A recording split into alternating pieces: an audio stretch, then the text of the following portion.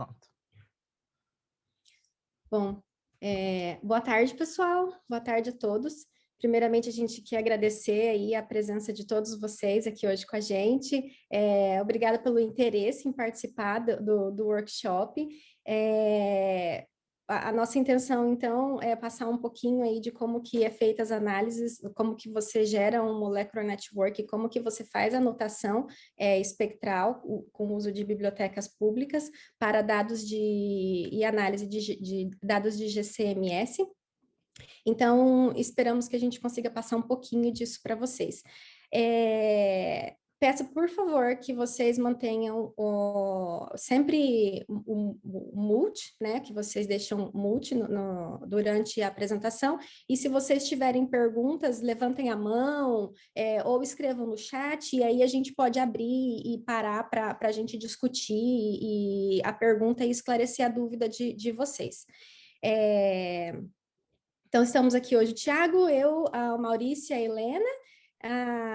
O Tiago, então, vai começar dando uma introdução de Molecular Network. Acredito que para muitos aqui já tem uma experiência, né, com o GNPS e algumas das ferramentas, mas acredito que para muitos é a primeira vez que está tendo um contato, então a gente vai dar uma geral de todo o processo. Então, Tiago, por favor. O palco é seu. Obrigado, Anne. Então, vou falar um pouquinho sobre a teoria, né, do GCMS, começando um pouquinho sobre como é que o GNPS começou e ele fazendo análise de cromatografia líquida, né? E aí depois como é que a gente faz o mesmo tipo de análise para cromatografia gasosa, né? Então vamos começar aqui. Como é que se analisa dados de metabolômica? Bom, a gente tem nossas amostras, né? Tipos diferentes de amostras podem ser analisados, e aí vai correr em cromatografia líquida e coletar dados também de espectrometria de massa, MS-MS. Então, dados de espectrometria de massa, ele tem 3 dimensões: a intensidade dos picos, o tempo de retenção e a razão massa-carga, que a gente chama M over Z, M sobre o Z. E cada pico que passa o threshold vai ser coletado para ser fragmentado e correr de novo no MS-MS, gerando assim, por exemplo, esses padrões de fragmentação, que é o final do dado de LC-MS. Bom, temos diferentes padrões de fragmentação e o software de NPS alinha esses padrões de uma maneira que a gente possa juntar padrões que são muito similares, por exemplo, formando um padrão consenso, né?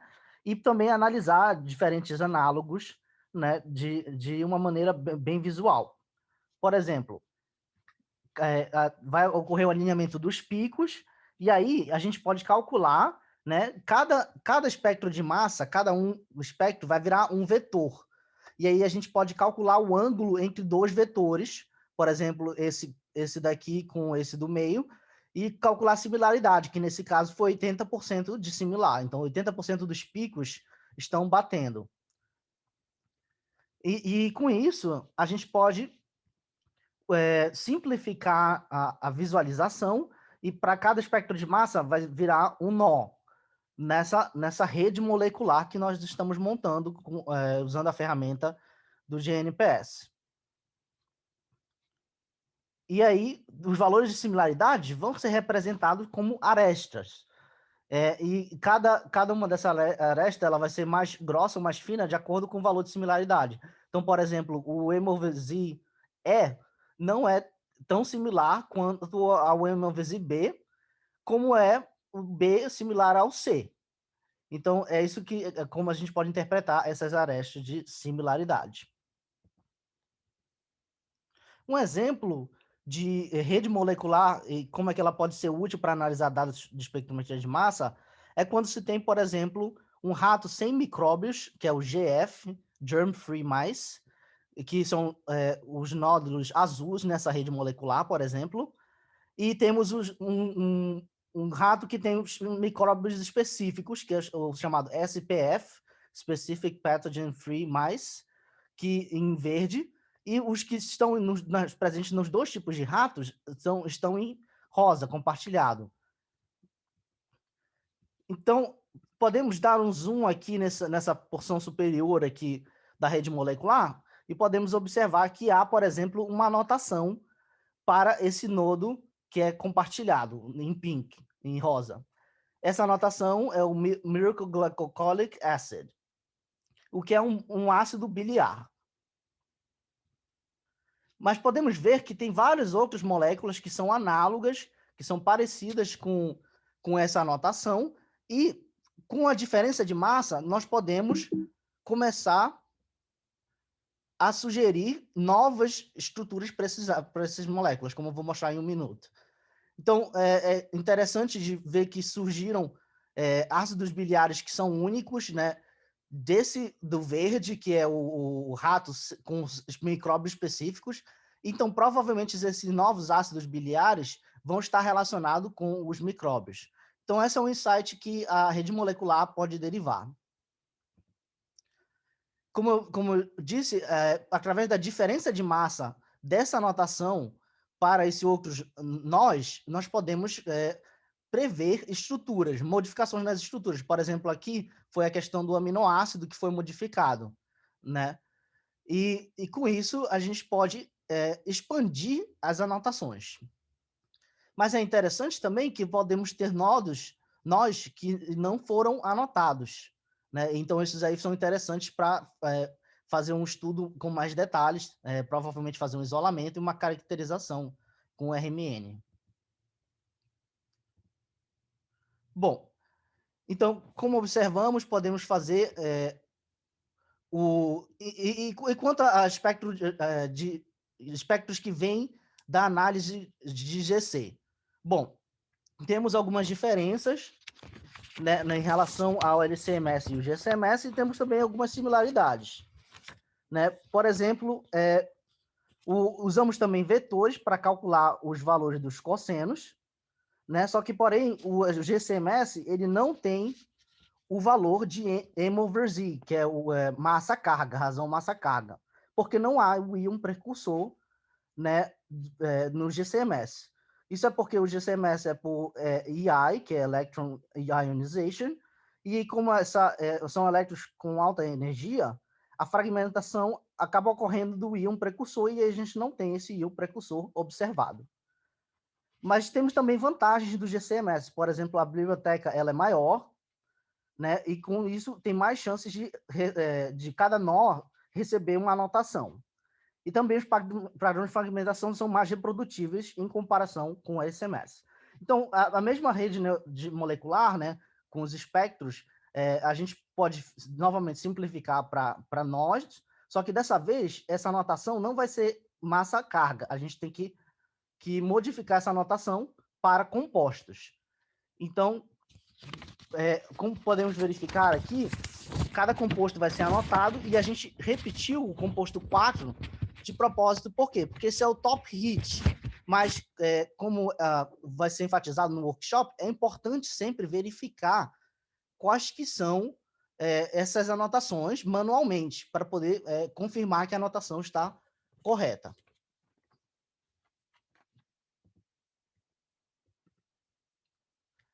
Então, uma coisa interessante do GCMS, aqui, cada nó, que é um espectro de massa, vindo do GC, foi anotado de acordo com a classe. Uma coisa interessante, você pode ver, por exemplo, nessa família, que a gente chama, é um grupo de nós que estão conectados por arestas, né? E aí eles formam uma família. Essa família bem grande aqui é basicamente toda aminas, com algumas poucas exceções. E essa é uma característica do GCMS, que os padrões similares eles vão tender a fazer estruturas bem similares. E é bem concordante numa família esses tipos de estrutura.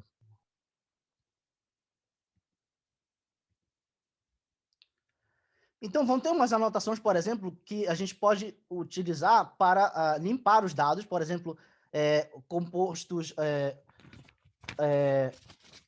orgânicos sílicos que são provenientes de materiais que a gente usa na extração e também da coluna na hora da cromatografia. Então, a gente pode ignorar esses compostos e, por exemplo, aqui, essas famílias foram anotadas com compostos organocílicos e não são de tanto interesse.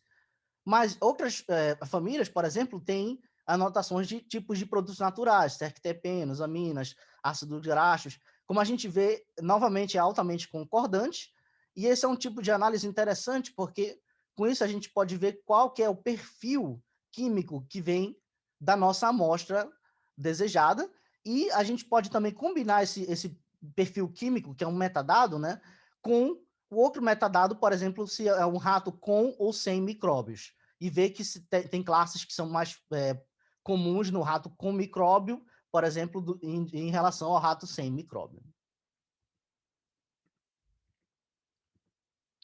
Então, vamos dar um zoom aqui numa família de ácidos graxos, né, fatty acids, e a gente pode observar que a maioria das anotações são realmente ácidos graxos.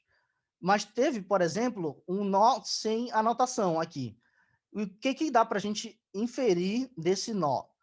Bom, primeiro a gente vai inferir que ele é um ácido graxo. Por quê? Porque ele está com vários valores de cosseno, né, várias arestas ligadas a outros ácidos graxos. Não podemos fazer essa previsão. Em outro caso, temos dois compostos anotados aqui que não são ácidos graxos.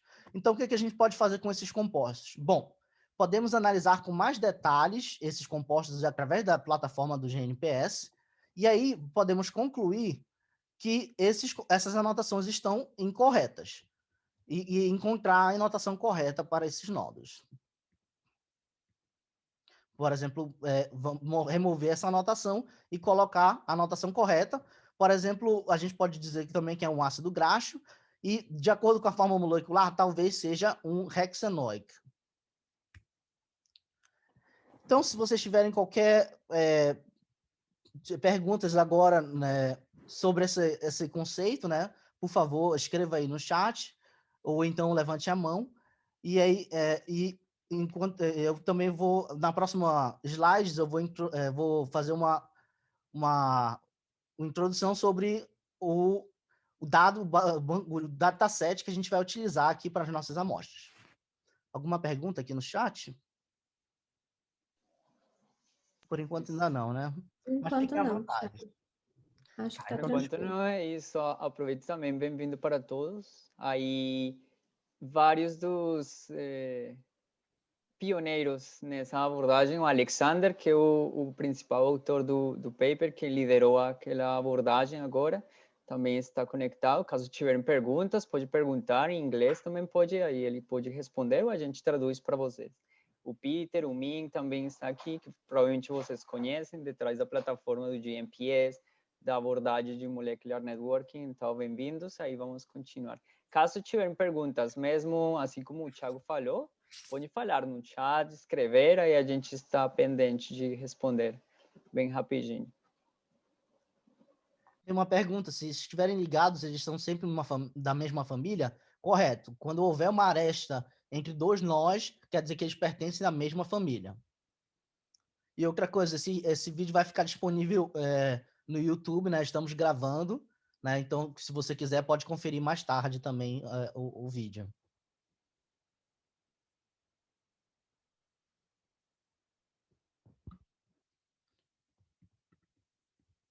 Ok, então eu vou continuar para falar um pouco sobre o dataset que a gente vai utilizar nas amostras, nas análises. Bom, sobre o conjunto de dados que vamos utilizar, eles foram feitos com testes não invasivos do ar expirado, né, do sopro, para medir compostos orgânicos voláteis, que do inglês é Volatile Organic Compounds, VO6. Como vocês podem ver aqui, essas estruturas, os VO6 são de baixa concentração e são estruturas relativamente simples. Eles podem ser endógenos ou exógenos, e certas doenças podem ser indicadas de acordo com o desequilíbrio desses VO6. O câncer de esôfago gástrico é um dos cânceres com menor taxa de sobrevivência, E, e aqui você pode observar, por exemplo, o número de casos, o altíssimo número de casos globais e casos também no Reino Unido, né? O estágio inicial é difícil de fazer um diagnóstico nesse estágio inicial, ainda é bem desafiador, e não há um programa nacional de screening para esse tipo de câncer. Então, ele é bem importante ser estudado com mais profundidade. Existe um biomarcador volátil na respiração que permite distinguir cânceres e controles. Essa é uma das hipóteses desse projeto, né? E a ideia é basicamente, né, fazer um estudo clínico que foque em usar específicos VOCs para distinguir entre câncer esofogástrico contra os que não têm câncer esofogástrico, que são os controles, né? Então, é assim que foi feito o planejamento desse estudo, né? Que terminou em 2017, e vai tentar desenvolver esse teste clínico, né? Bom, que mais? O GCMS, ele é um padrão ouro, né, para analisar VOCs no ar expirado. A cromatografia gasosa separa as moléculas no ar expirado, e o espectrômetro de massas ioniza e faz a detecção, como você pode ver nesse gráfico aqui, né? A separação, ionização, e aí fazer a detecção e medir, né, esses íons detectados, gerando assim um cromatograma. E esse cromatograma, para cada pico, vai passar pela deconvolution e vai gerar um espectro de massa que pode ser pesquisado contra as bibliotecas. E como a gente comentou, as bibliotecas de 16 são bem completas, né? São bem grandes e completas. Então, são os dados que a gente vai utilizar. Essa que é a motivação dos dados que a gente vai utilizar nas nossas análises. Obrigado, gente.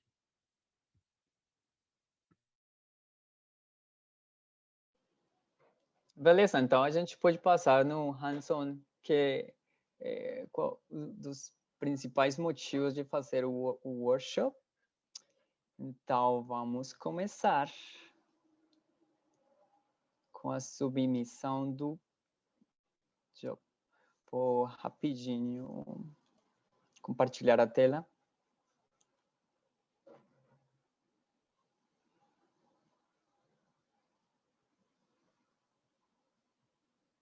Tem uma pergunta agora que eu acho que a gente vai usar amanhã para o Cytoscape, depois de fazer a descarrega dos arquivos para analisar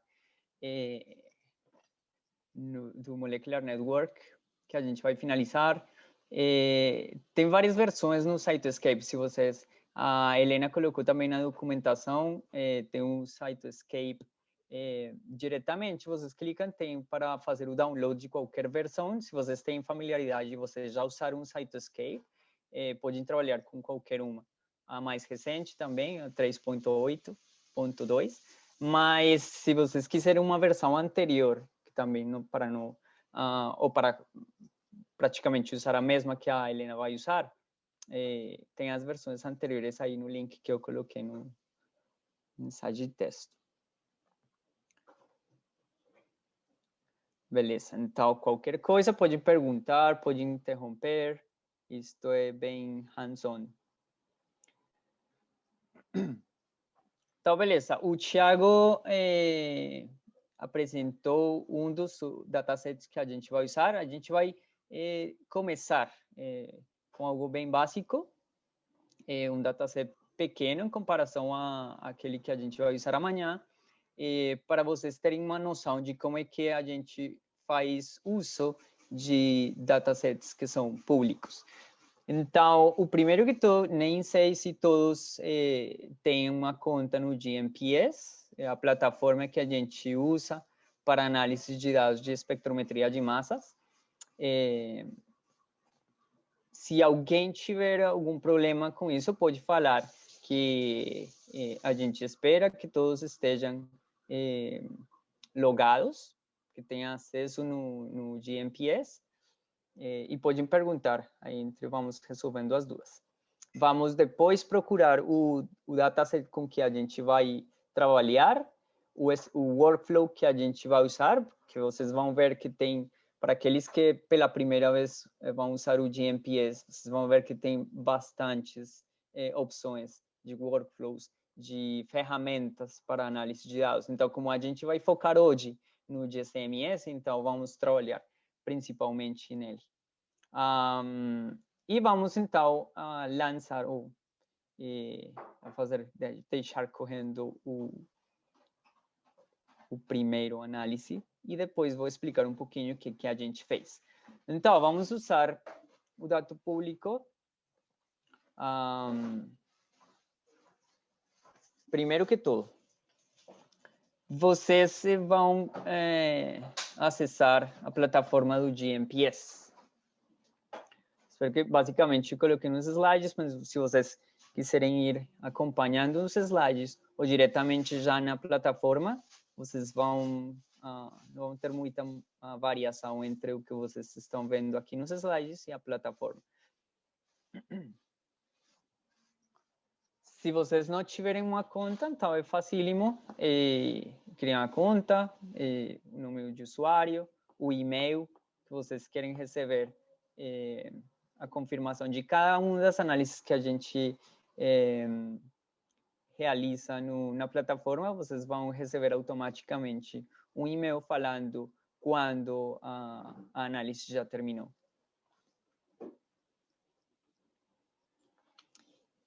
Depois de ter feito o login, a gente vai fazer um scroll down, vai lá embaixo da página principal e vamos procurar o workflow que se chama GCMS.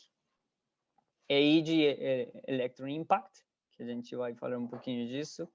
A gente vai usar GC porque é uma das técnicas que tem sido bastante usadas por muito tempo, mais de 60 anos, um dos instrumentos também provavelmente muito mais baratos em comparação ao LCMS, e é bem reproduzível. Então, isso é uma das vantagens, que pela primeira vez a gente tem um workflow que faz uso de dados públicos, que geralmente as pessoas que trabalham, os pesquisadores que trabalham com GCMS sempre têm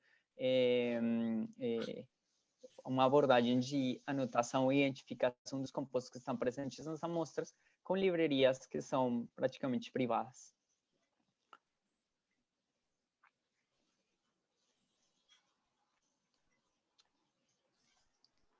Se vocês, eu não estou vendo aqui o chat, mas se vocês precisarem, pode me interromper. Se todos estiverem aqui já logados no GMPS, já encontraram o workflow que a gente vai usar, vamos começar com o da deconvolução. E vamos colocar, então, no título, simplesmente uma descrição breve da análise que a gente vai fazer. Uma sugestão do que a gente vai fazer, com 20 arquivos que a gente vai usar desse subset dos dados que a gente encontra no paper que foi publicado já.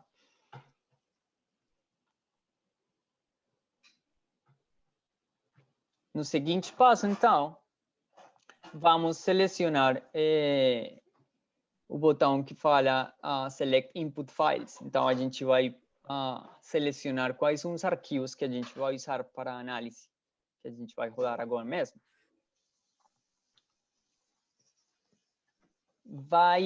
Imediatamente depois de vocês clicarem nesse botão, vocês vão ver uma janela que vai aparecer na sua tela e que vai ser provavelmente do tipo similar a que vocês estão vendo aqui no slide. Obviamente, se é a primeira vez que vocês usam a plataforma, vocês vão ter poucos arquivos ou pastas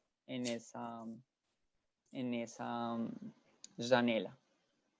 Vamos fazer um scroll down, vamos ir embaixo, vamos procurar, vamos clicar em Share Files, que basicamente, primeiro, vamos procurar o dataset que a gente vai usar.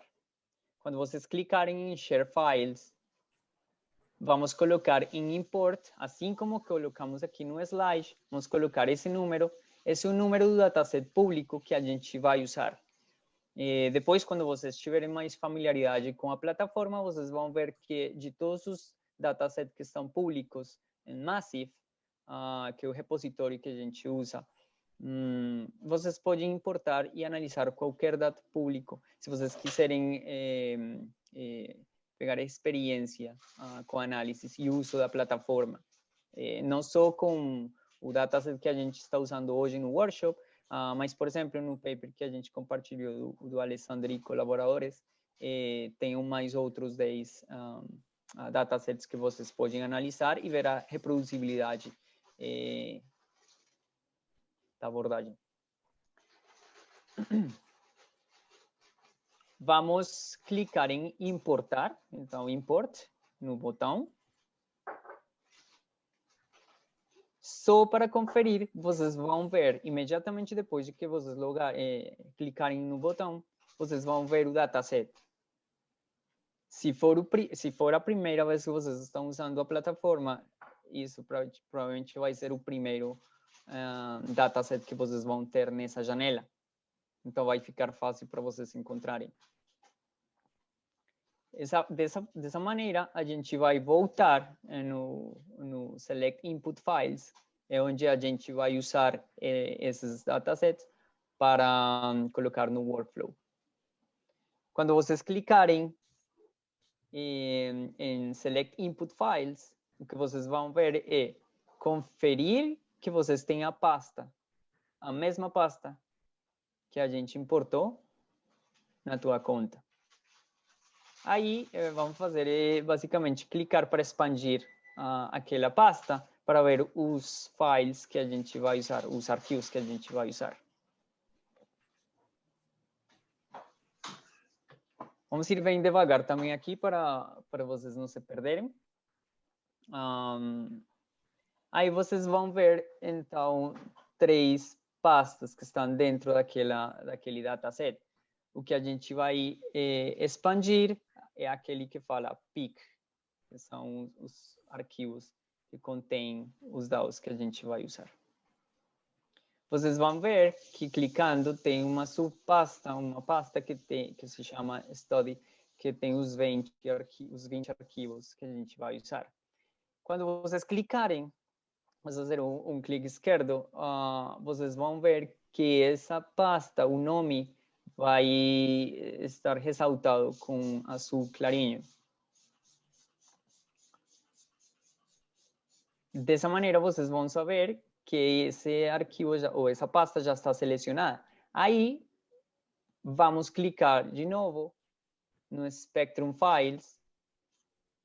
E vocês vão ver que na direita, onde fala Selected Files, não tem ainda nada. Logo que vocês clicarem em Spectrum Files, vocês vão ver que a pasta que a gente selecionou está presente, então, agora.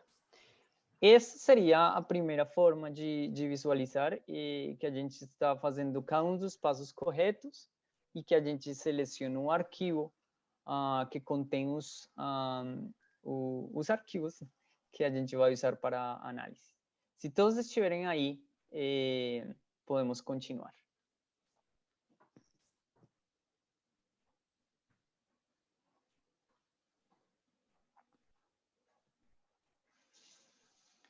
Vamos clicar, então, em finalizar a seleção.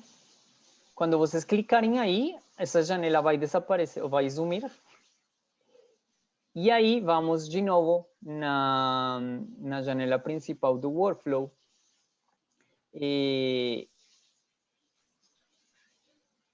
Não vamos mudar, vamos usar os parâmetros por default. Aqui não tem problema. E só garante que vocês vão colocar o seu e-mail. Quando vocês clicarem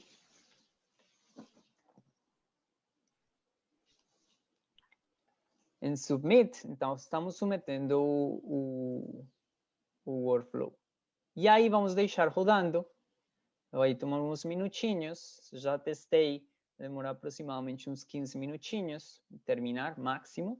Vamos ver se com as 93 pessoas que tem agora clicando ao mesmo tempo, vai demorar um mês. Maurício, só falta um pouquinho no slide anterior, por favor.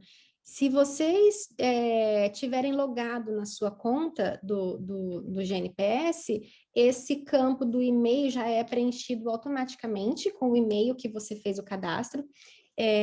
Então, quando o job é finalizado, você recebe um e-mail na sua conta, avisando que o job foi finalizado e com alguns detalhes e com o link do job. Então, você pode submeter e fechar a sua aba, fechar o computador, e quando o job ficar pronto, você recebe um e-mail, você acessa pelo link no e-mail direto no seu job. Então, você pode analisar os resultados de outro computador, de onde você estiver. Isso ajuda bastante, eu acho bem bacana. E só aqui, Maurício, desculpa, mas eu não sei se você falou do time, que eu acho que é importante falar aqui desse parâmetro do time unit. Sim, vocês têm duas opções, em segundos ou em minutos. Sim, então é importante você checar nos seus dados se os seus dados, é muito importante esse parâmetro, porque se você não selecionar exatamente o tipo de unidade que tiver nos seus dados, porque isso pode variar de equipamento, cada equipamento pode gerar o dado ou em segundo ou em minuto, e ainda no processo de conversão, acho que quando é CDF, quando você tem os dados em CDF, geralmente você tem os dados, o arquivo registrado em segundos, e quando você tem em XML, você tem em minutos. Eu acho que é essa ordem. Então, é muito importante, se você não selecionar esse valor exatamente como os seus dados, você não vai conseguir, o software não vai conseguir reconhecer e não vai conseguir fazer a deconvolução de forma correta, e você não vai ter um dado confiável que você possa continuar suas análises. Então, checa esse parâmetro que é bastante importante. Pronto, Maurício, obrigada. Isso, obrigado, Anny. E outra das vantagens também do uso da plataforma é que caso vocês quiserem reproduzir a mesma análise e mudar alguns dos parâmetros, aqui não tem muitos parâmetros para mudar, a tolerância do retention time, vocês podem mudar, clonar, depois explico, vou mostrar para vocês como fazer isso. Vocês podem clonar e mudar alguns dos parâmetros que vocês quiserem, porque a convolução, basicamente, a gente vai explicar um pouquinho agora, mas os algoritmos que estão detrás de todo esse processo já estão automatizados de maneira eficiente para garantir que vocês não tenham que mudar muitos parâmetros. Mas caso precisarem aqui, é só clonar e fazer de novo. E vocês puderem comparar a tabela que resulta depois, quando a gente for explorar os resultados. Imagino, Anny, vocês estão vendo o chat. Se tiverem mais perguntas, eu posso continuar. Eu acho que eu acredito que a gente está conseguindo responder, mas se o pessoal tiver alguma pergunta, vocês estão conseguindo acompanhar? Se alguém estiver atrasado ou não conseguiu, pode falar e a gente pode... Outra coisa que eu falei no chat também, Maurício, é que aqui tem na parte esquerda embaixo, você tem esse link, né, Perfil Análises. Então, caso você se perca e queira voltar, queira acompanhar, é só clicar nesse link que está tudo atualizado para exatamente na página onde a gente está apresentando. Então, facilita, né, para acompanhar. Mas se alguém se perder ou tiver dúvida ou não entender alguma explicação, alguma coisa, pode perguntar, tá? Levanta a mão ou pergunta no chat, a gente qualquer coisa para a apresentação para explicar. Isso, perfeito. Eu acho que tem alguém perguntando se puder voltar nessa parte dos métodos que serão usados no processamento. Que ainda não chegamos lá. A gente vai apresentar a Deixando explicação. rodar isso. A gente vai deixar rodando e a gente vai discutir um pouquinho para resolver as dúvidas. A gente pode aproveitar esse tempo enquanto está rodando o algoritmo, aí a gente vai aproveitar e resolver as dúvidas.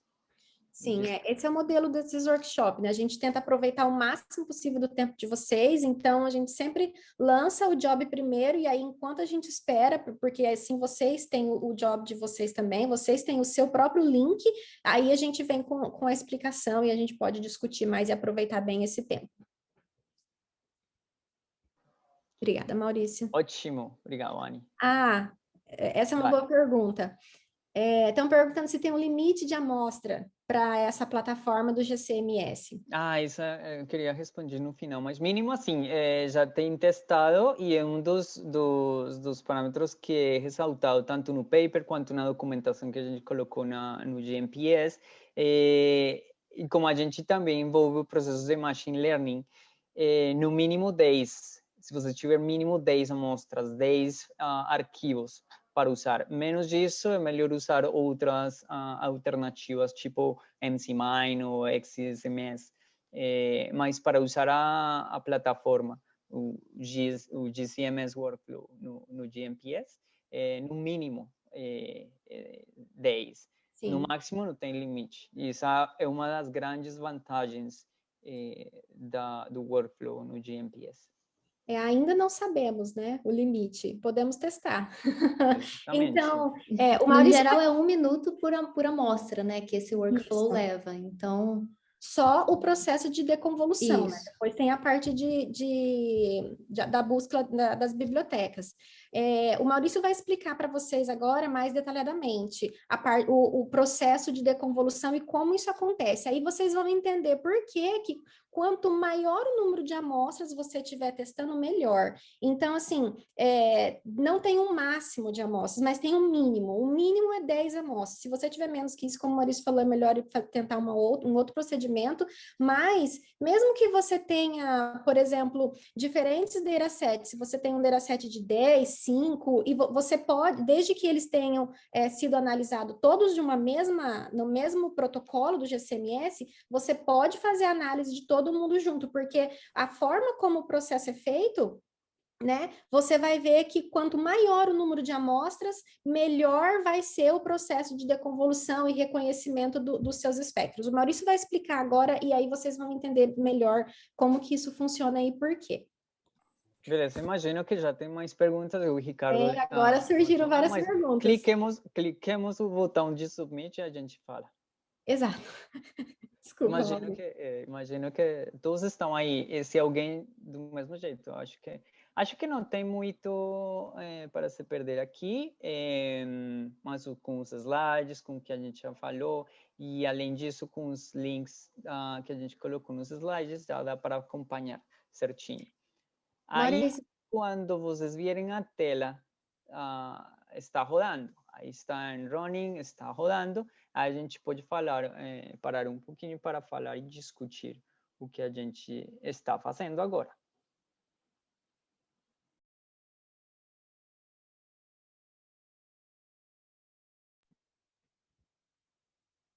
Sim, desculpa, eu super interrompi você. Não. Estão perguntando sobre o formato dos dados. Né, que nós estamos usando aqui CDF, mas a gente pode usar também MZML. Depende do instrumento, do software do instrumento. Geralmente a gente usa, por exemplo, do Agile Qtoph. Uma conversão também pode usar para MCML, convertir antes com MS Convert. Tem vários softwares que disponibilizam imediatamente, mas a plataforma também permite usar o Raw Data format. Então, é bem versátil. Independente disso, é só usar com qualquer tipo de formato, basicamente.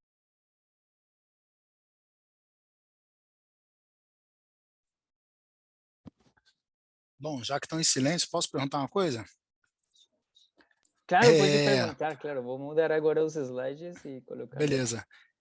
Eu entendo quando você fala que quanto mais dados, melhor vai ser o processamento. Mas o quão diferentes podem ser as amostras, os espectros nesses dados?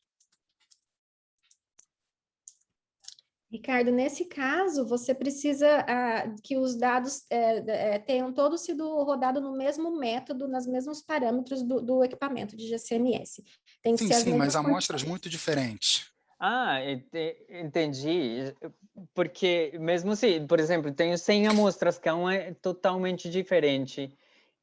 Uma das vantagens, sim, por exemplo, o espectro de fragmentação que você tem uma amostra é único, só dessa amostra. Pode ser que durante o processo de convolução, que envolve também a remoção de ruído, de que estão os padrões de fragmentação dele mesmo sejam presentes nisso. Um dos parâmetros que a gente vai ter a qualidade dos íons produto e tem que é o balance score, que basicamente que tão consistente seria esse espectro de fragmentação, mesmo que não estivessem outras amostras, se é o único. Uhum. Obviamente, uma das vantagens que eu vejo, desde o ponto de vista do passo de cromatografia, se você consegue uma eluição quase perfeita da coluna, saindo da coluna, você teria, então, uma confiabilidade com base no tempo de retenção desse espectro de fragmentação. Agora, se tiver esse espectro de fragmentação em 2 ou 3 amostras, obviamente vai ser muito melhor, porque vai garantir que o algoritmo vai reconhecer esse padrão de fragmentação nessa amostra, nesse tempo de retenção, em 2, 3 ou 4. Mas mesmo se estiver em uma, não tem problema. Beleza, obrigado. Então, entre mais diferentes, vai ser simplesmente vai ser característico dessa amostra. Boa.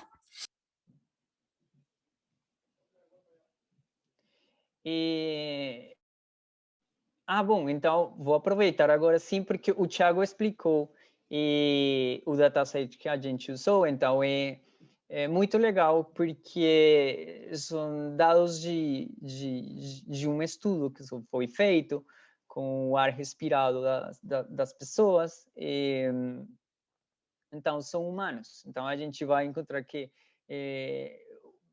provavelmente vocês que usam GCMS, vocês sabem que também é uma técnica muito sensível.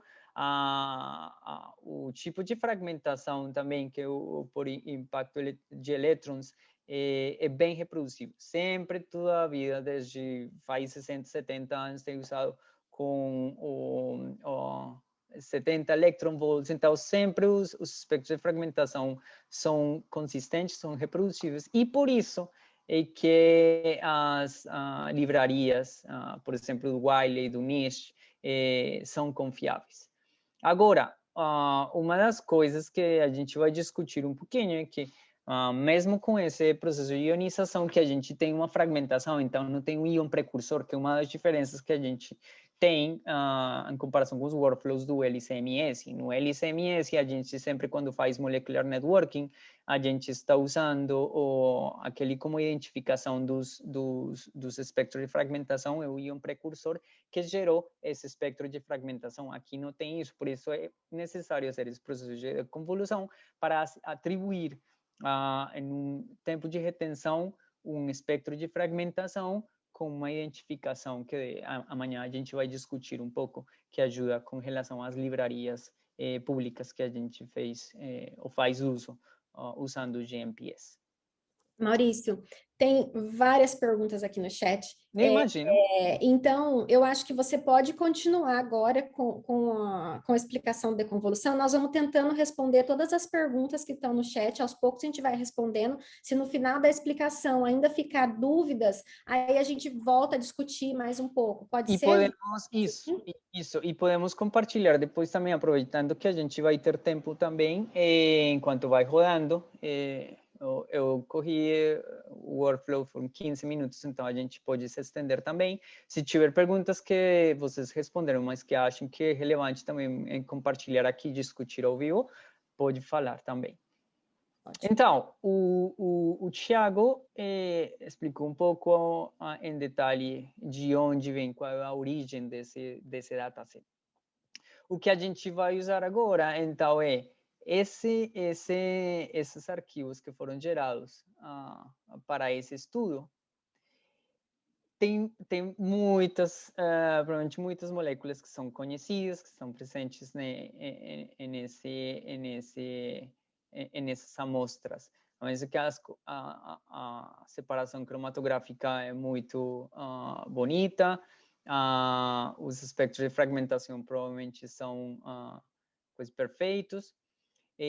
Mas uma das vantagens de usar um tipo de workflow como que a gente está usando é que também vai tomar uma vantagem do molecular networking, que basicamente com os parâmetros que a gente usar para o networking, a gente faz uso de que é tão similar esse espectro de fragmentação que de uma molécula de um composto que eluiu a 8 minutos e pouco versus um que eluiu a 7 minutos e outro que eluiu a 5, e que tão similares esses espectros de fragmentação são, se estão conectados em uma mesma família molecular, quer dizer que a similaridade química entre eles é alta com relação ao espectro de fragmentação, porque essa é a forma que a gente está usando para encontrar essas relações entre os espectros.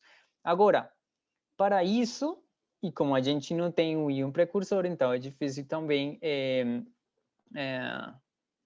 realizar as identificações do composto, e vocês vão ver que provavelmente em GCMS, mesmo que não tiver o mesmo íon precursor, 2 moléculas, 3 moléculas podem ter o mesmo, um padrão de fragmentação similar, então pode ser que muitos ou vários candidatos sejam assignados ou atribuídos ao mesmo espectro de fragmentação. Então, por isso, vários dos parâmetros que a gente usa para avaliar que tão confiável é uma anotação e também é o número de fragmentos que a gente está usando, que tão diferente é o tempo de retenção com base nos limites que a gente selecionou, etc.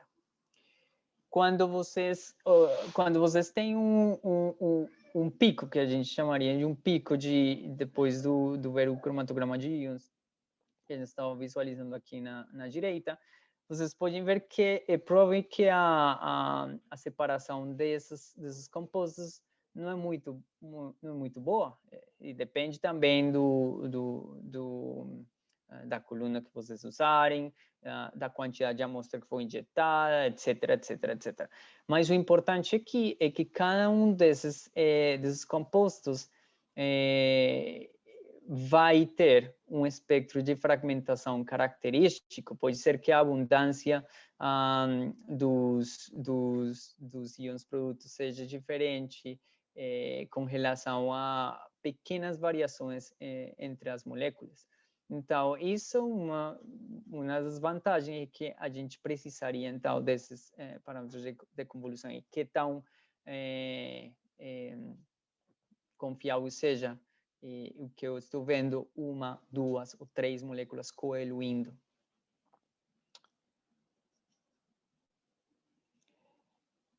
Agora,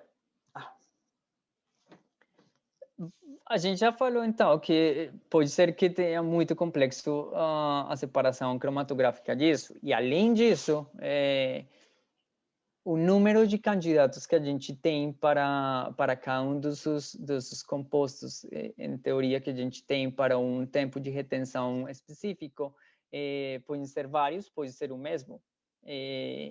E também, obviamente, tem alguns que não têm candidatos suficientes como para falar com confiança qual seria esse.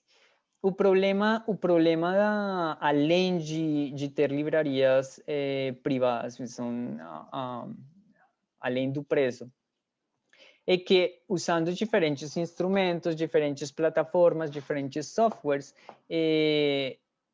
o sofrimento também cabe na reproduzibilidade. Se eu quero repetir um experimento e provavelmente não tenho acesso ao mesmo instrumento, provavelmente vou ter que repetir, ou se quiser, por exemplo, reanalisar as minhas amostras já adquiridas, mas daqui a 10 anos, a vantagem de ter isso já no GMPS e ter realizado essas análises hoje, quer dizer que eu posso repetir em 10 anos exatamente a mesma análise e comparar provavelmente com outras amostras que eu vou adquirir depois. Ou usar essa mesma informação para incrementar as anotações ou identificações de outras amostras que eu vou analisar futuramente. Aí é que vem esse workflow que a gente tem discutido. Então, tem vários passos aqui. E é uma das perguntas que a gente já tentou discutir e começar a discutir bom, qual seria a vantagem de eu ter 20, 30 versus 100, 200, 500 amostras? Então, uma das vantagens é que se vocês tiverem uma amostra com um espectro de fragmentação característico, esse workflow e com vários dos algoritmos que são usados para calcular que tão confiável seja ou que tão reproduzível seja esse padrão de fragmentação que está presente em um tempo de retenção específico e que tão variável é esse com relação a outra amostra ou em todas as várias das amostras, também relacionado com o tempo de retenção e esse espectro de fragmentação. A consistência entre esses dois parâmetros com relação ao dataset inteiro vai ajudar a mesma identificação desse composto que está presente em uma amostra com relação ao dataset inteiro. Então, por isso é que, em realidade, todo o workflow, como foi denominado como MS Hub, é basicamente que é a ferramenta que permite fazer todo esse processo desde ter as amostras obtidas e conseguir separar cada um dos que a gente chamaria de features, que seria cada um dos compostos que tem um tempo de retenção com um espectro de fragmentação com diferentes abundâncias ao longo da corrida cromatográfica e em comparação com outras amostras. Dessa maneira, a gente vai se referir ao MS Hub. Isso é basicamente todo o workflow que a gente faz com o deconvolução. Logo que a gente tiver já os picos separados, atribuídos com as tabelas, com o tempo de retenção e a abundância de cada um dos picos, porque a gente também faz uma espécie de cálculo que vai ser mais ou menos como um peak area que a gente usaria em LSMS. Esse tipo de abundância indireta é usada também para quantificação, se vocês precisarem usar para cálculos estatísticos. Um dos primeiros passos, então, que a gente vai ver aqui em detalhe, já explicamos aqui, temos vários números de amostras, temos centos de amostras, e cada um desses tem uma separação, mesmo que seja vários compostos coeluindo. Cada um desses compostos tem um padrão de fragmentação típico e característico de cada um desses compostos. Agora, se eu tiver vários e posso separar eles só obviamente, manualmente, um processo impossível. Mas se cada um desses espectros de fragmentação é tipo armazenado, pode ser como um tipo de base de dados temporal, no qual eu vou comparar esse com outro, com relação a que tão similares são esses, é o mesmo ou não, com base no mesmo código, basicamente, em que selecionam os thresholds, os limites, que o número de íons produto que estão separados estão, o mass shifts, etc. Aí eu vou conseguir, então, criar um padrão de fragmentação característico para cada um dos compostos que está presente, tanto na amostra A, na amostra B, na amostra C, se corresponde ou não ao mesmo. Dessa maneira, então, a gente conseguiria separar os compostos que estão presentes. Isso, basicamente, se vocês quiserem ir em detalhe, que está um pouco mais todos os cálculos matemáticos que são usados para obter esses resultados e como que a gente usaria isso para aprender de cada uma das amostras que está presente ou que está presente no dataset como ela alimenta basicamente o mesmo algoritmo. Porque se a amostra A, o composto A está presente na amostra X, e o composto B está presente também nessa amostra, vocês podem obter os dois com diferentes abundâncias. E vocês observam, por exemplo, na parte superior, que tem 3 amostras, X, Y e Z, 2 compostos. E vocês veem que o padrão de fragmentação aqui é característico pelas 2 cores que a gente só aí na figura. Vocês ficam fácil de identificar os 2 compostos. Agora, se a gente fizer, ou as amostras tiverem diferentes abundâncias desses íons produto, a gente consegue fazer uma integração dessas áreas, por assim dizer, e pode falar, tipo, uma abundância relativa do composto A versus o composto B em cada uma das amostras. E por isso que fica fácil vocês identificarem, então, o composto A está em baixa abundância nessa amostra, mas o composto B não está ou está presente em cada uma dessas. Já depois de ter feito esses passos de deconvolução, já fica fácil, então, utilizar com confiança as buscas nas livrarias. E isso também é algo importante que a gente vai discutir, quais são as opções que a gente tem de buscar cada um desses espectros de fragmentação nas livrarias que a gente tem. Vocês sabem que mesmo para GCMS, não conseguimos o 100% de identificação, e o GCMS é ainda muito melhor ou muito mais disponível número de candidatos com relação ao LSMS. Então, mesmo assim, a cobertura em termos de identificação é grande. Basicamente, para concluir aqui, o que a gente faz é, por que necessitamos, então, um mínimo de 10? Se vocês tiverem menos de 10, tem outras opções, porque basicamente, quando a gente usa a plataforma, cada um desses é como se tivesse um limite no código. Se eu preciso, por exemplo, um threshold de 10 para eu conseguir com bem confiança falar que esses padrões de fragmentação são consistentes ou não, não vou conseguir fazê-lo com mínimo de 10. Isso provavelmente é fácil em qualquer estudo que vocês fizerem. Só conter, por exemplo, 3 ou triplicatas de cada um dos estudos que vocês fizerem, além do controle que vocês vão fazer, que basicamente o branco que vocês usam no estudo para identificar as moléculas que vêm do background, vocês já teriam pelo menos, com 3, 4 amostras, vocês já teriam ao redor de 12 amostras que têm triplicatas que vocês conseguiriam usar basicamente também para estatística. Maurício,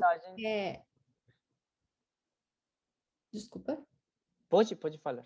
Eu acho que eu vou ressaltar aqui, porque isso gerou muita dúvida no chat. Tem muita gente perguntando por que o limite, se eu tiver menos que 10 files, eu não consigo rodar. O Maurício acabou de explicar como que funciona o processo de desconvolução.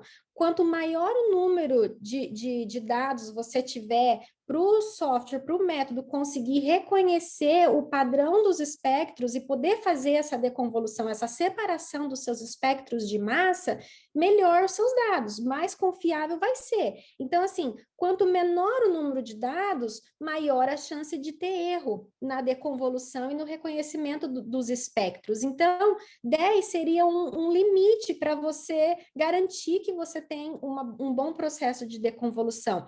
O Maurício tem como, mas eu não tenho 10 amostras, o que eu posso fazer? O Maurício acabou de dar várias ideias, várias sugestões que você pode fazer. Você pode usar réplicas da sua amostra, você pode usar os controles para fazer o reconhecimento de background.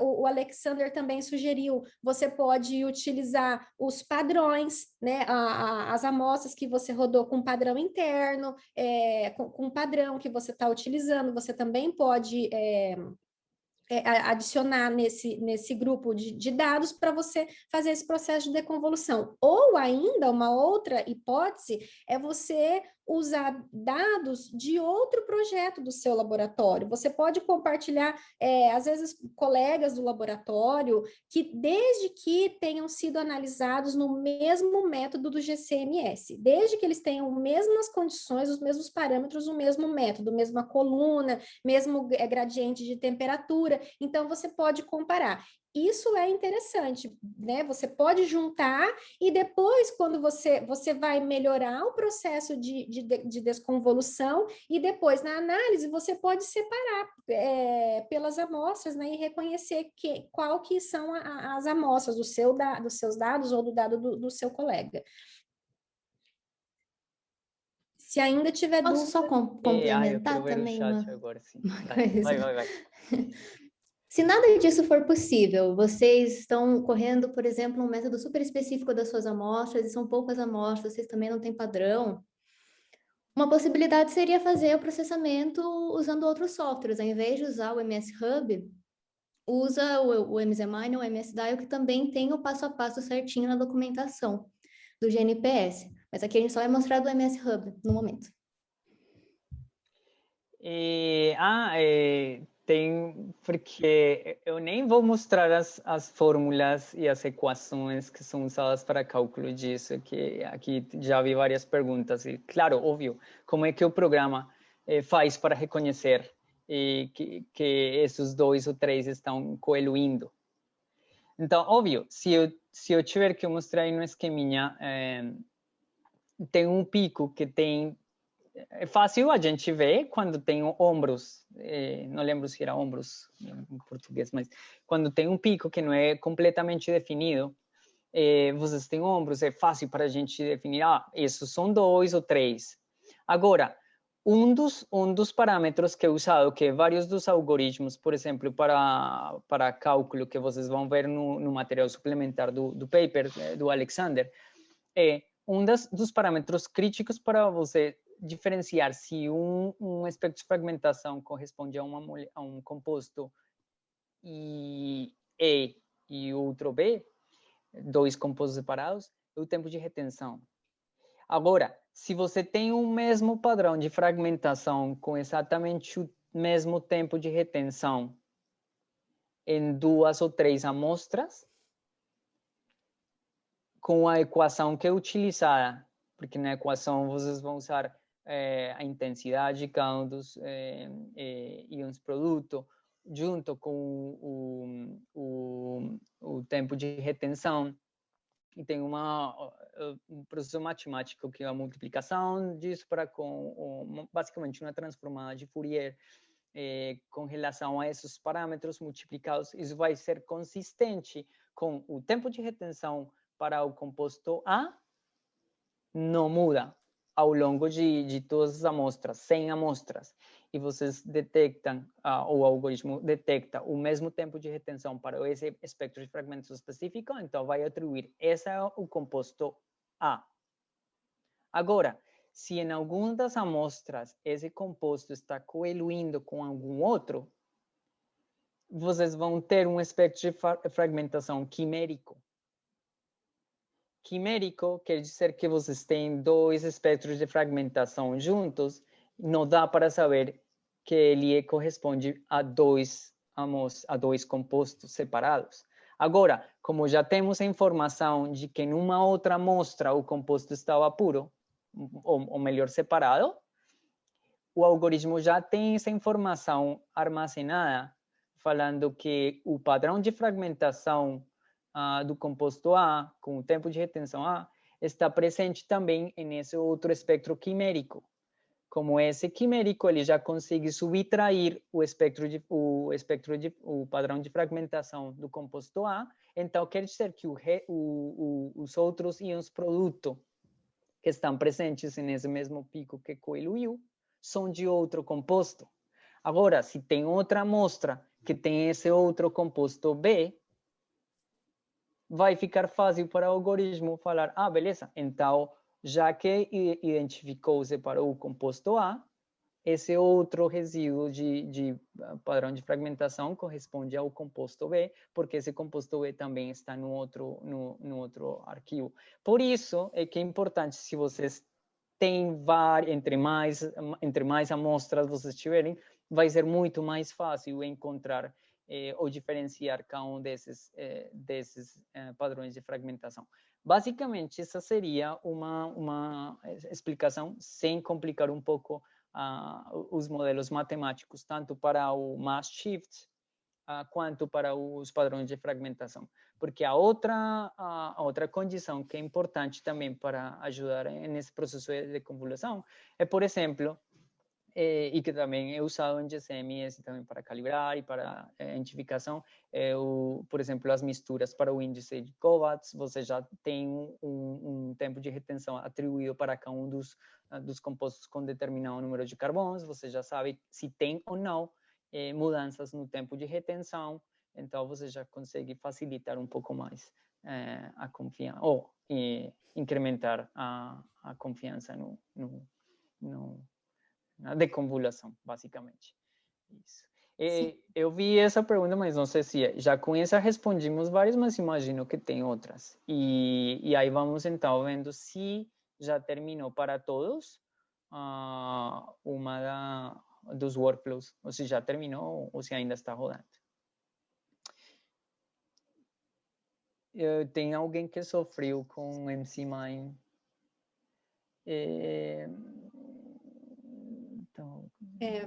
Para fazer o processo de...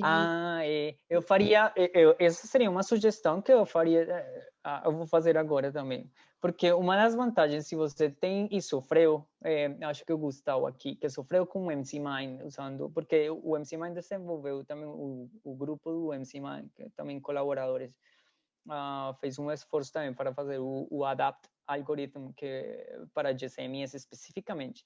Se vocês conseguem, por exemplo, analisar as amostras e você consegue a tabela, o output com as abundâncias do MC-Mine e você faz a deconvolução também no GMPS, você poderia então mexer com os parâmetros do MC-Mine, a ver quais seriam os que estão se ajustando e por que está atrapalhando. Aí você conseguiria comparar as duas tabelas, que features ou que compostos está perdendo, está filtrando ou não está deconvoluindo em algum dos. Como seria um pouco mais eficiente no GMPS, você conseguiria mudar os parâmetros no MC-Mine para conseguir uma tabela desse tipo. Assim, quando você tiver menos de 10 amostras, você já tem uma noção um pouco melhor de quais seriam os parâmetros adequados para usar no MC-Mine. Maurício, só complementando, o método ele é baseado em machine learning. Então, quanto mais padrões você der para ele poder reconhecer, né, para ele poder aprender o padrão, mais ele vai conseguir aprender e reconhecer e poder aplicar e fazer isso de forma correta nos seus dados. É como essas outras ferramentas, né? Então, que tem sido usado, por exemplo, para as ferramentas em sílico e tal, quanto mais dados de substâncias isoladas, por exemplo, você der para a máquina para aprender aquele padrão, maior as chances de conseguir reconhecer as substâncias dentro dos seus dados, só para quem conhece um pouco disso. Alguém já terminou, para alguém já terminou o workflow? Se para algum terminou, porque não lembro, eu já falei tanto que não sei se já passaram 15 minutos. Maurício, alguém tinha levantado a mão aqui, Aldebaran. Você quer fazer a pergunta? Eu estou vendo Sim, pode Boa, falar. Quem é? boa tarde, professor Maurício. Oi. É que eu falei um pouco antes do Gustavo. A minha situação foi que eu também fiz uma desconvolução no MZMine e eu estava tratando com óleos essenciais de citros. Então, um dos picos, que era o equivalente ao do limoneno, era muito largo. Uhum. Em questão de se o outro era 3 a 5 segundos, esse pico era quase 30 minutos. E por conta disso, como eu tinha que sempre fazer a desconvolução com os mesmos parâmetros, eu priorizava os picos menores e isso causava uma situação em que o pico maior do limoneno era desconvoluído em vários, por exemplo, 5 espectros diferentes. Eu gostaria de saber se uma situação como essa no MS Hub, de picos que ele interpreta e percebe que são de larguras muito diferentes, ele consegue ser mais flexível com os parâmetros apresentados, com os parâmetros que vai usar para fazer a desconvolução, como, por exemplo, a largura. Agora não estou lembrando, quando você tem um pico, tipo, não saturou o detector, tipo, largura, você acha que é um tempo de retenção ou alto? Podemos dizer que saturou o sensor, porque sim, porque é limoneno numa amostra cítrica, é um volume muito grande. Uma sugestão que eu faria seria, se você conseguir, pelo menos, injetar menor quantidade de amostra. Vamos falar, não sei como seja, se é headspace ou é líquido. Se você injetar, vamos falar, 1 para 10 vezes menos a amostra. Porque se você está saturando, então você pode tentar diminuir a quantidade. A outra opção, em paralelo também, que eu acho que isso é boa, se você diminuir a quantidade de amostra que você está colocando na coluna, isso vai melhorar ainda muito. A outra é no MS Hub, aqui no GMPS, não vai ter importância, porque se você já sabe, basicamente ele vai reconhecer o espectro de fragmentação do limoneno, mesmo que esteja em outra amostra com menor abundância, ele vai reconhecer que esse padrão de fragmentação é do limoneno. Então, isso vai garantir que basicamente vai ser muito melhor no MS Hub, porque vai conseguir ver esse padrão de fragmentação. Sim, ele consegue reconhecer. Mesmo que você tenha alguns picos largos, né, mais largo, como nesse caso, ele consegue reconhecer e você não vai ter problema com isso no MS Hub. Isso gera um maior problema em processamento, tipo no MZMine. Mas no MS Hub ele consegue reconhecer isso, não tem problema. O problema é se isso estiver saindo junto com outras substâncias. Aí você tem um overlap, uma sobreposição de metabólitos, e aí sim você vai ter o problema de deconvolução e tentar ver, e aí é o mesmo processo, né, de deconvolução.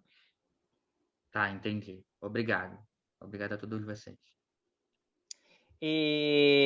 Bom, vamos falar enquanto a outra pergunta e deixa eu compartilhar, porque eu lembro que estava escrito em alguma parte do material suplementar, como sempre, todas as equações e tudo, enquanto o job termina. Gosto porque a gente não sabe muito detrás das cenas. Acho que vocês estão vendo aqui o paper, certo? Ou não? Sim. Isso. Então, se vocês forem no material suplementar do manuscrito, tem uma parte que está descrita como MS Hub Description. E aqui é que a gente percebe como é que é a vantagem, porque quando tem a equação, entre mais amostras vocês tiverem, tanto para ajustar o tempo de retenção versus também que tão consistente o padrão de fragmentação que é observado ao longo dos arquivos que vocês têm. Então, as fórmulas como tal precisam de mais dados. Entre mais dados você tiver, então vai ser muito mais robusto o cálculo para falar que tão consistente é ou não.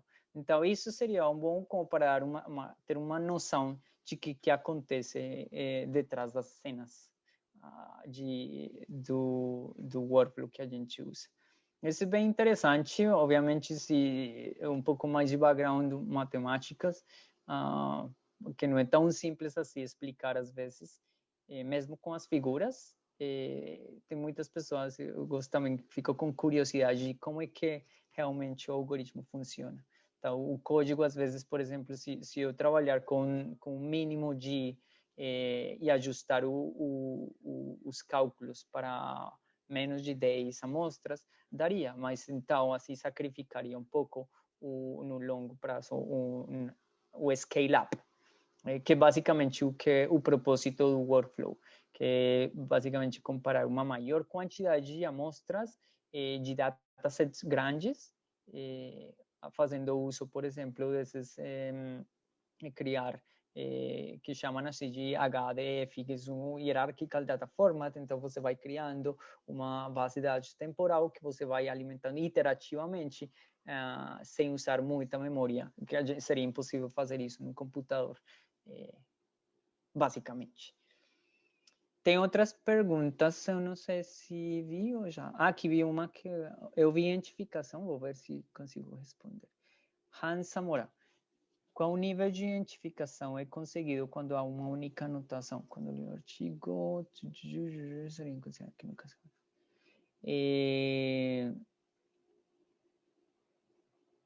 Já se for apenas uma anotação. Então, o que a gente está falando aqui, óbvio, se você tiver, por exemplo, para chegar no nível 1, você tem um padrão de um estándar. Um padrão, um composto isolado, ou uma mistura, por exemplo, de compostos padrões, se você já conhece o tempo de retenção, e você pode injetar na mesma sequência de análise que você está fazendo no instrumento. Obviamente, você aumentaria a confiança na identificação, porque se você tem os compostos padrões, você já conseguiria uma identificação, um nível 1, porque você já tem o padrão.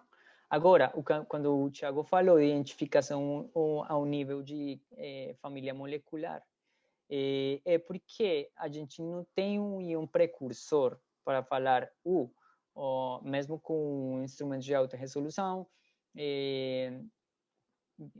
tem um precursor de NC-value de 285, 183, ponto alguma coisa para atribuir uma fórmula molecular e falar com certeza esse é o composto. Como a gente não tem o íon precursor no GCMS, a gente tem um padrão de fragmentação e um tempo de retenção. O que vai ter é vários candidatos, depende da livraria que estiver usando, vai ter vários candidatos para esse padrão de fragmentação. Pode ser que você tenha candidatos similares para outro aspecto de fragmentação que é similar, com diferente tempo de retenção. Não dá para falar X ou Y, não daria. Por isso, quando vocês fazem o molecular networking, todos os compostos, em teoria, são conectados porque tem um padrão de fragmentação similar. É possível que vários desses padrões de fragmentação tenham o mesmo candidato. A gente não pode falar que esse é o candidato correto. Por isso, a gente falaria, e como não tem um precursor para falar, com certeza esse padrão de fragmentação corresponde a esse composto, a gente fala de nível 3, que seria até uma classe molecular, ou família química. A gente não pode falar, além disso, sem um padrão como tal. Aí seria basicamente isso que Hans perguntou. E também falou aqui que para ele já terminou o workflow, então imagino que enquanto a gente vai continuando a discussão, as perguntas, podemos ir então a explorar qual seria o output desse workflow e o que a gente pode fazer com isso. Tem outra pergunta. Não sei se perdi outras perguntas, que tem várias anteriores, mas se vocês lembrarem, podem falar e aí a gente pode discutir.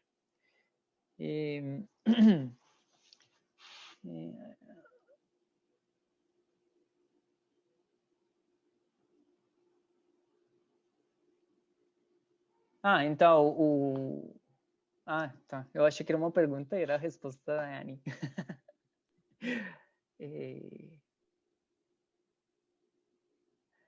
Ana e Natália e vários já aqui responderam. Beleza, então vou abrir aqui o slide, pode ir falando. Só fazer um comentário. O Alex tá participando super do workshop, tá entendendo as perguntas e tá aqui discutindo com a gente aquela pergunta sobre isso, aquela pergunta sobre aquilo, então Ótimo. muito bacana, muito bacana. Thank you, Alexander. Thank you. O Alex poderia falar um obrigado em português aqui. Essa foi uma das condições, Alex. Can you hear us, Alex? Can you hear us? If you want to say some thank you in Portuguese, that would be super valuable for us. Yes, I do. Oh, Yeah, great. obrigado.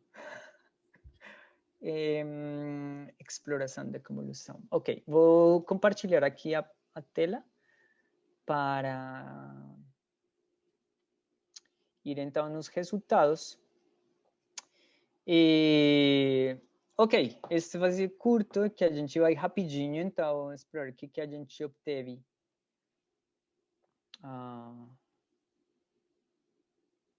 Com o que a gente acabou de fazer. Então, caso não tiver terminado, mas para a maioria acho que já terminou, que foi rapidinho, então vamos usar então a plataforma para obter os dados ou ver o que ele fez.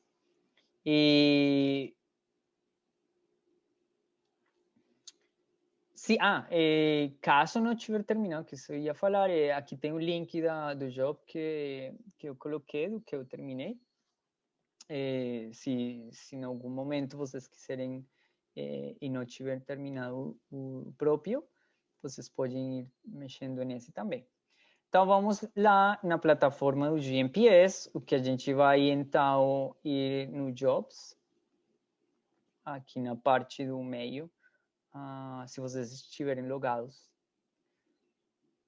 E se for o primeiro, vocês vão ver ele rapidinho. Se vocês tiverem vários, vocês já tiveram uso da plataforma, então provavelmente vocês vão ver ele como a primeira ou mais recente análise que vocês têm. Então, a gente vai clicar também onde fala que já terminou, done.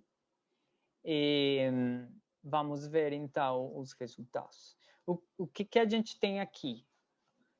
Tem várias coisas e uma das vantagens que a gente também vai usar amanhã também para usar esse mesmo output, sem fazer download e fazer automaticamente a busca nas livrarias para identificação dos compostos que estão presentes nas amostras.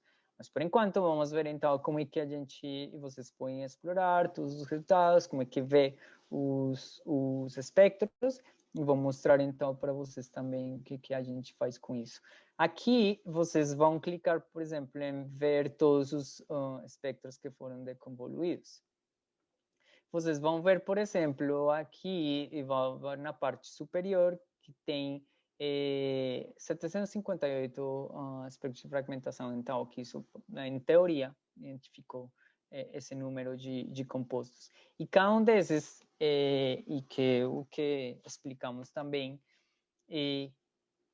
basicamente, eu como sei que o composto é diferente do outro, basicamente usando o tempo de retenção. Se a cromatografia foi eficiente, ele tem um tempo de retenção diferente. Se coeluiu, provavelmente vai ter o mesmo tempo de retenção, mas com um espectro de fragmentação diferente. Então, aí vocês podem explorar quais são os espectros e como é que eles aparecem quando vocês clicam aí no espectro. Importante aqui, para ressaltar, a ideia, e é um dos cálculos que é feito nas fórmulas que eu mostrei para vocês aí, que está no material suplementar, se vocês quiserem morar em detalhe. O Balance Score. Esse Balance Score vai me falar, ou vai me dizer que tão confiável, que tão bom esse espectro de fragmentação com relação a falar esse é um composto que está presente na amostra. Entre maior esse Balance Score, é muito melhor. A gente tem aqui balance, vocês podem clicar qual seria o máximo, qual seria o mínimo, mas a forma que ele calcula. Vocês podem fazer clique em cada um dos espectros de fragmentação que vocês quiserem ver, e aí vocês vão mostrar ou vão ver cada um desses espectros. Quando vocês clicarem dessa maneira, vocês vão ver então o espectro de fragmentação de cada um desses compostos que, em teoria, estão presentes na sua amostra. Dessa maneira, já temos, então, 758 compostos que estão presentes nisso.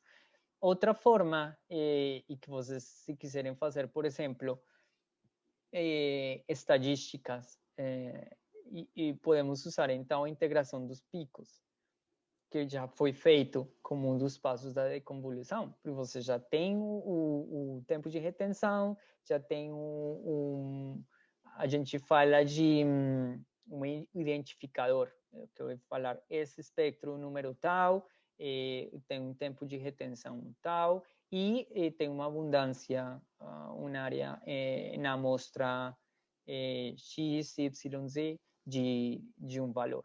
E para acessar essas tabelas, tem várias formas de fazer. Eu vou mostrar aqui porque eu também sou, caso vocês tiverem problemas para baixar, ele vai baixar sempre com um arquivo zipado, comprimido, que vocês podem usar qualquer um dos softwares, ou seu computador pode fazer diretamente também, fazer decompressão desses arquivos. Das tabelas que está já formatada para vocês fazerem uso, por exemplo, de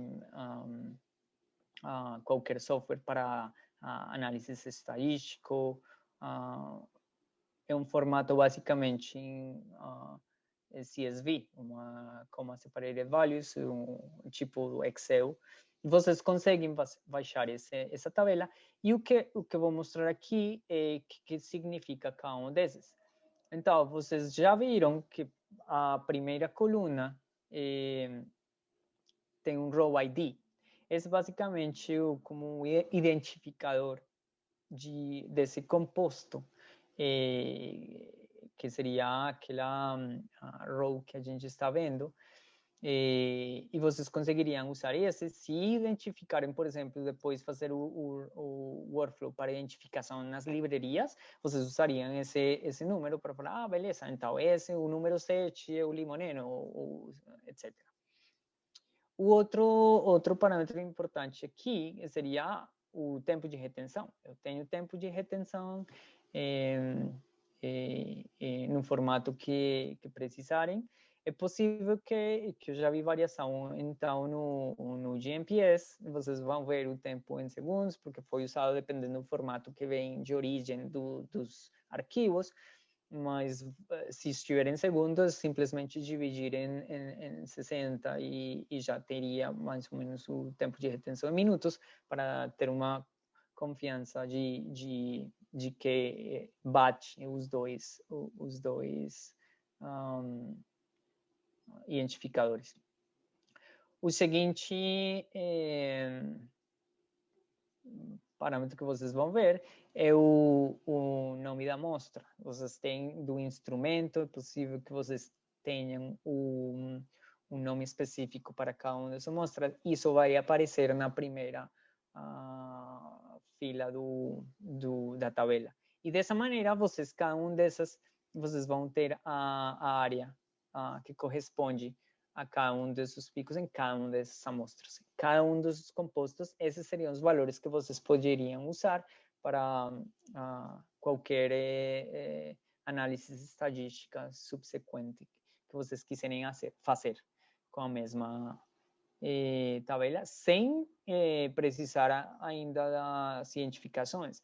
É possível, e isso também é uma dica, é possível que vocês tiverem interesse em algumas dos compostos específicos, porque são compostos que diferenciam entre a amostra A e a amostra B, vocês têm interesse nesses, aí vocês fazem a busca nas livrarias, e já com esse identificador vocês conseguiriam falar, beleza, então essas são as amostras, os compostos que eu tinha interesse de identificar e consegui identificar com sucesso nas livrarias do GNPS. Mesmo amanhã a gente vai falar também de quando fizerem um molecular networking, a formação das famílias moleculares ajuda caso eu não tiver anotação ou identificação de um dos compostos, mas é possível que outro composto seja identificado, a conexão desse composto com outros membros da família molecular vai me falar que provavelmente ele é um análogo de esse outro composto que foi identificado.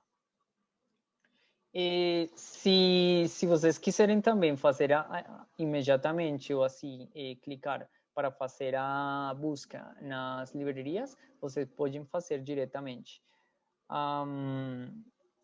Finalmente, só para finalizar, o que vocês podem fazer com os arquivos se vocês quiserem também fazer o download de outro tipo de tabelas, vocês vão ver isso. Eu vou mostrar aqui que eu baixei no computador. Para mostrar para vocês, vocês vão ter os arquivos comprimidos depois de fazer a decompressão disso. Vocês vão ter, por exemplo, o feature table, que vocês clicam, vocês vão ter uma tabela desse jeito, vocês vão ver as informações. Quando vocês tiverem o quantification output, é basicamente a mesma tabela, só que vai estar com outro nome que é quantificação. Mas é exatamente a mesma tabela que vocês têm aqui como CSV. Beleza? As outras tabelas podem ser usadas para outras, que tem as tabelas, por exemplo, de integração, que não necessariamente tem o mesmo formato, mas se vocês quiserem fazer essas análises estatísticas, o que eu sugiro é usar a feature table, que é basicamente isso. E é isso aí, e a gente vai então, se quiserem esperar, eu ia mostrar para vocês, só para finalizar. Mas eu acho que eu vou mostrar daqui a pouquinho, enquanto resolvemos algumas dúvidas.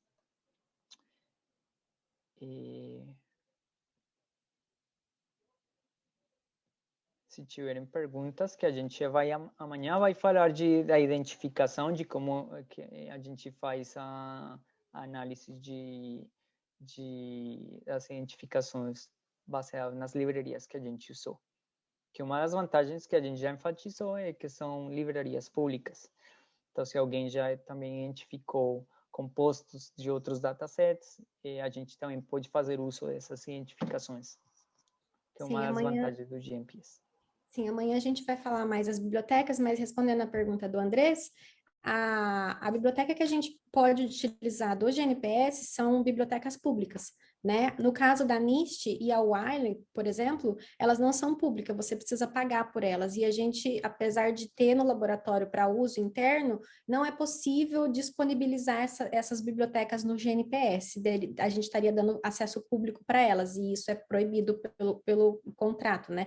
O que acontece, você geralmente tem os laboratórios que têm GCMS, muitas vezes acaba comprando a biblioteca da NIST, né, ou outra biblioteca. Então, você tem a biblioteca do laboratório e você pode usar essa biblioteca também para analisar os seus dados, e amanhã a gente vai ver mais especificamente como que você pode fazer isso. Porque você até pode, mas é bem complicado você adicionar a sua biblioteca no GNPS. Então, a gente aconselha que você faça a análise separadamente com a biblioteca que você tem no seu laboratório.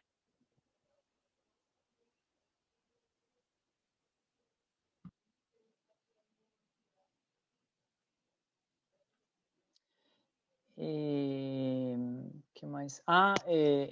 Bom, não tem nome, mas fala assim que meus arquivos do Excel estão vindo como CSV, está tudo desformatado. Não sei o que quer dizer com desformatado, mas se baixar a pasta que eu mostrei faz pouco, aquela que fala Feature Table, essa seria já formatada. Ou aquela outra que está como Quantification Table, ela tem basicamente o mesmo formato que eu mostrei no slide, que tem o tempo de retenção, que tem o Row ID, que seria o identificador, e que tem as abundâncias de cada uma das amostras. Então, esse seria.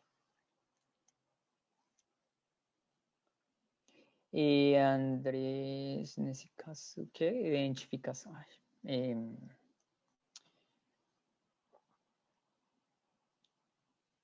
Então, isso. Nível de identificação, mesmo que seja, seria nível 3.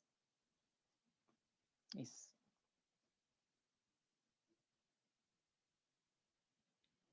E qual outra? Tem alguma outra pergunta que eu perdi em todos? Perguntaram Desculpa, sobre... Maurício, tenho uma pergunta. Sim, pode. Porque Claro. acho que não ficou muito clara a pergunta.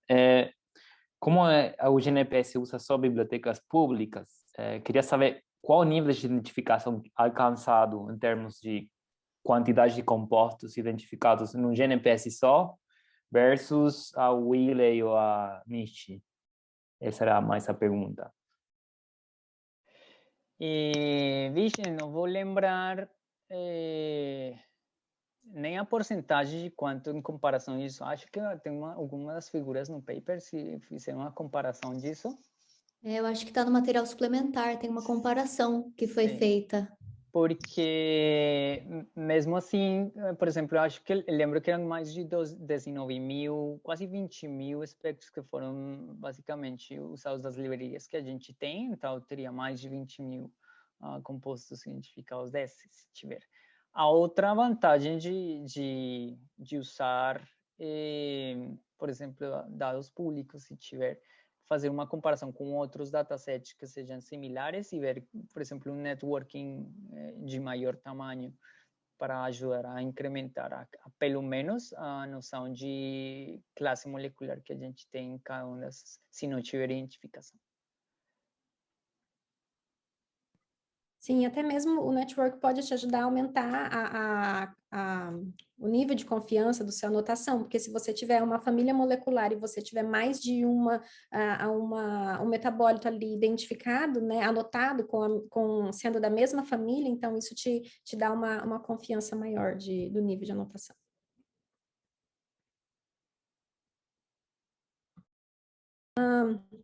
Alguém perguntou se essa tabela que você mostrou é possível de ser utilizada para análise estatística. Sim, você pode usar ela direto para o MetaboAnalyst, você só precisa adicionar, no caso específico para o MetaboAnalyst, você só precisa adicionar uma coluna com seus metadados, né, que vai ser o que vai ser reconhecido no MetaboAnalyst. Você pode manter as outras colunas do seu o ID, por exemplo, e a sua...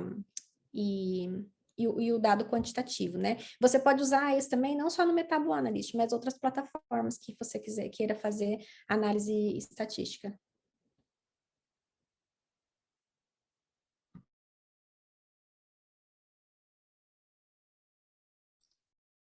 Posso fazer outra pergunta? Desculpa aí. Fazendo muitas perguntas. Claro, pode, são de graça. Tá bom. Quando começar a cobrar, me avise, por favor.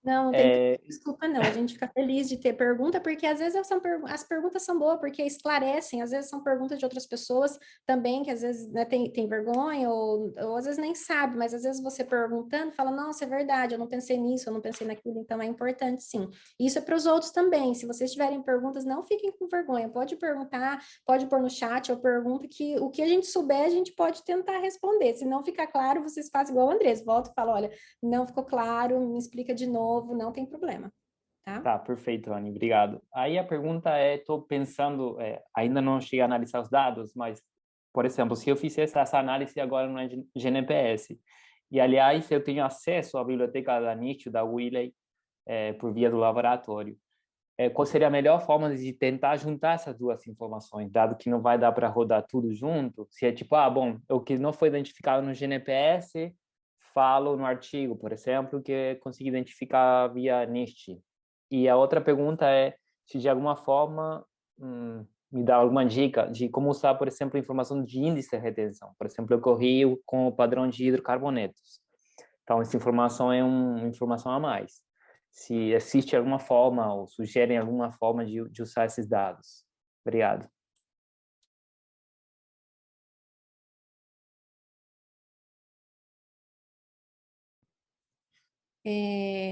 Bom, os dados, Andrés, você pode, você rodar as amostras de Alcano não são necessárias para fazer o processo de deconvolução, mas isso pode te ajudar a fazer o cálculo do índice de Kovács e você pode usar isso para comparar os seus dados com a biblioteca. E isso vai te dar você consegue ter uma confiança maior, né, da anotação. E qual que era a outra pergunta? Desculpa. Não sei A outra era se podia, de alguma forma, tentar complementar as informações da NIST, que eu teria acesso na biblioteca, no computador laboratório, junto com a do GNPS.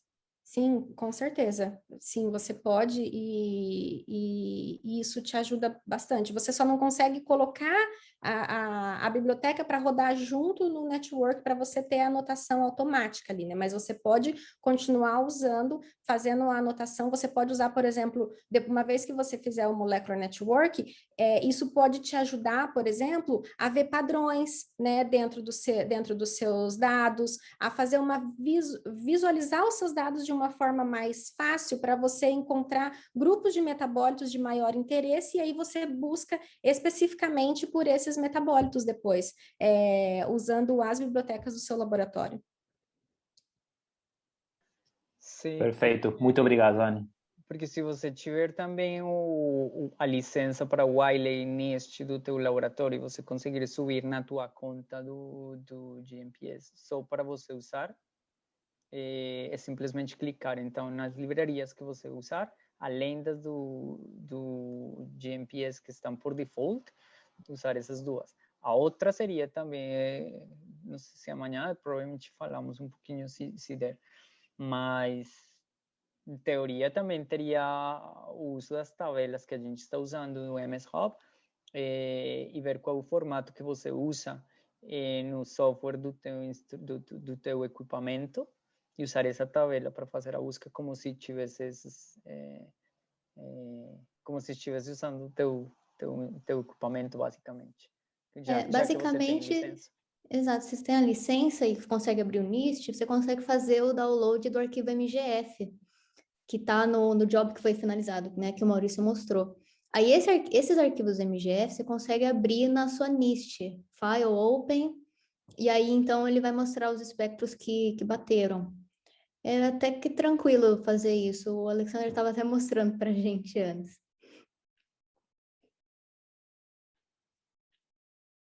O Hans está perguntando aqui, eu acho que o Fin Library está no GNPS. Maurício, posso me meter rapidinho nessa resposta?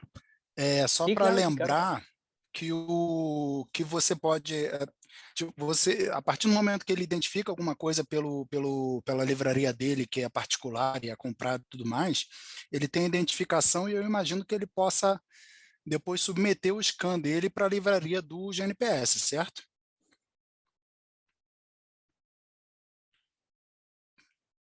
Certo, né? Sim, eu acho que sim, porque é basicamente como se você tivesse a anotação do espectro e você a anotação manual de cada um dos usuários e aí já garantir que esse scan da tua amostra é anotado como composto tal. Isso já seria uma identificação. Propriamente para você seria uma nível 1. Isso, exatamente. E ainda contribui para toda a livraria da comunidade, né? Exatamente. Isso aí.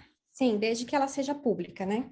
Agora, no caso da FIN... Não, porque o scan é do usuário, o scan é dele. Exatamente. Eu anotei como... Ele está submetendo o scan dele, não do do Uhum. NIST. Isso pode ser feito, porque basicamente o que a gente faz para qualquer espectro de fragmentação, eu vou anotar esse espectro, vou pôr meu nome, porque eu sei que é o limoneno. Sim, Isso. você não pode tornar ela pública, né, para o Não, GNPS. está Você tem identificando que o ficar espectro. bem claro, porque uma vez que a biblioteca não é pública, você não pode disponibilizar ela. No Não, caso por da a biblioteca, a livraria inteira, se publica, não. Mas identificar o espectro é anotar o espectro, como qualquer outro espectro que a gente anota.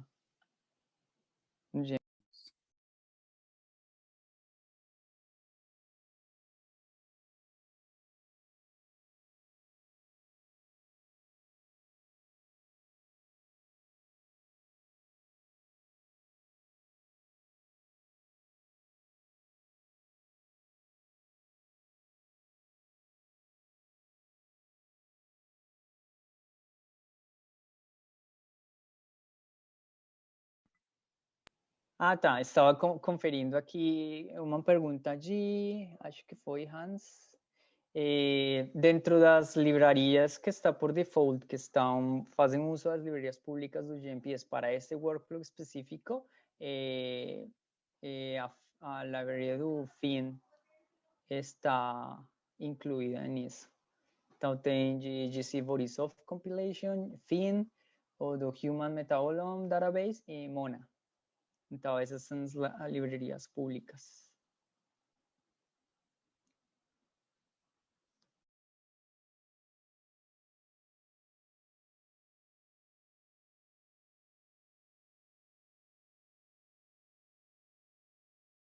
Sim, aí amanhã a gente mostra como que você pode fazer o upload da sua biblioteca para o seu job. Sim, a Fernanda pergunta se... Bom, também, óbvio, se você tiver triplicatas biológicas do estudo que você estiver fazendo, e além disso tem triplicatas analíticas, então você, por cada amostra que você tem, já tem 6. Aí com 2 amostras, sem contar o branco, aí você já tem 12. Então, isso já seria o limite mínimo para fazer uso do workflow no GNPS.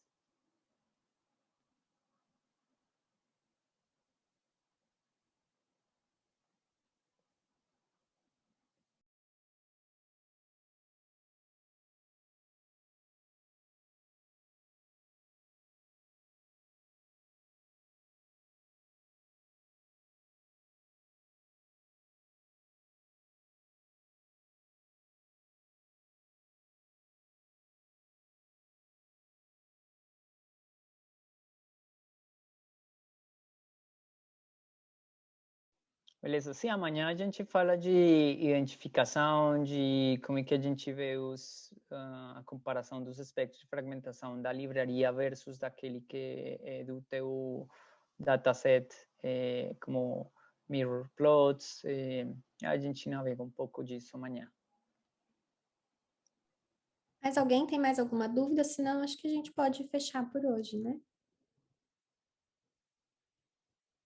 Eu acho que sim, porque senão ficam cansados e amanhã já não tem energia para vir. Amanhã. Bom, amanhã, então, a gente vai ver como lançar um job, né, para fazer a busca nas bibliotecas do GNPS, como gerar o seu network e também como analisar esses dados. Então, a gente pode ver como esses dados podem ser analisados online no GNPS e também usando a ferramenta Cytoscape. Então, para quem não tem familiaridade com o Cytoscape, também a Helena amanhã vai dar um passo a passo de como você abrir o seu arquivo, algumas opções básicas. Então, não percam amanhã e para a gente poder continuar e analisar os dados dos jobs que vocês rodaram hoje. Né? Isso. E se depois se vocês ficam com energia de ir mexendo nos dados que a gente fez ou aqueles que estão no Google Docs e tiver mais perguntas para amanhã, então se alguma coisa que não ficou claro que ainda precisa, podemos também aproveitar a discussão amanhã, já depois que fica toda essa informação que que a gente sabe que não é fácil de um dia para outro aprender e fazer o uso das ferramentas. Você precisa basicamente mexer na plataforma, analisar os dados e já depois mexer com os próprios, já fica mais fácil. Exato. Eu achei que foi ótimo hoje, várias perguntas, várias discussões, o pessoal super interagindo, foi muito bom, foi muito divertido. Espero que, vamos lá amanhã, todo mundo assim de novo, traga essas dúvidas e o que a gente puder, a gente discute. O Alex também vai estar amanhã com a gente, ajudando se precisar de mais alguma coisa. Então, muito obrigada, pessoal, pela participação e participação mesmo com a gente. Muito bacana. Valeu, obrigado. A gente se vê amanhã, então. Obrigada, gente. Até Obrigada.